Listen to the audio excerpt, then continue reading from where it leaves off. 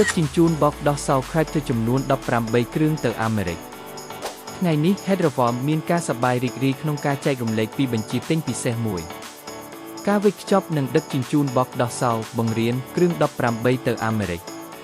អ្វីដែលពិសេសទៅទៀតគឺអតិថិជនរូបនេះបានសហការជាមួយ Hedroform ជាង2-3 ឆ្នាំហើយបានបញ្ជាទិញសរុបលើស100បកសម្រាប់ប្រើប្រាស់ក្នុងការដោតគ្រឿងដោះសោ Blockchain Coin Mining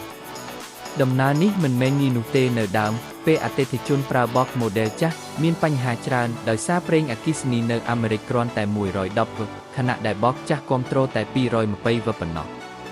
នេះបានបង្កឲ្យត្រូវទិញឧបករណ៍បំលែងក្រៅបន្ថែមនិងដំឡើងដោយដៃដែលចំណាយពេលនិងថវិកាច្រើន Hedroform បានយល់ច្បាស់ពីបញ្ហានេះនិងធ្វើការកែច្នៃផលិតផលបក model ថ្មីគាំទ្រ Volt ចន្លោះ100-240វ៉ុតអាចប្រើបានផ្ទាល់គ្រប់ប្រទេសមិនចាំបាច់ទិញឧបករណ៍បំលែងបន្ថែមធ្វើឲ្យសន្សំថវិកានិងងាយស្រួលក្នុងការប្រើប្រាស់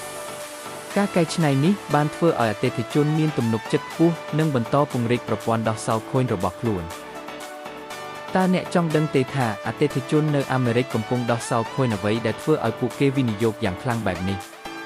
គម្រោងនេះគឺជាគម្រោងដែលមានសក្តានុពលខ្ពស់បំផុតនេះហើយជាមូលហេតុដែលពួកគេកើនចំនួនបករៀងរាល់ឆ្នាំ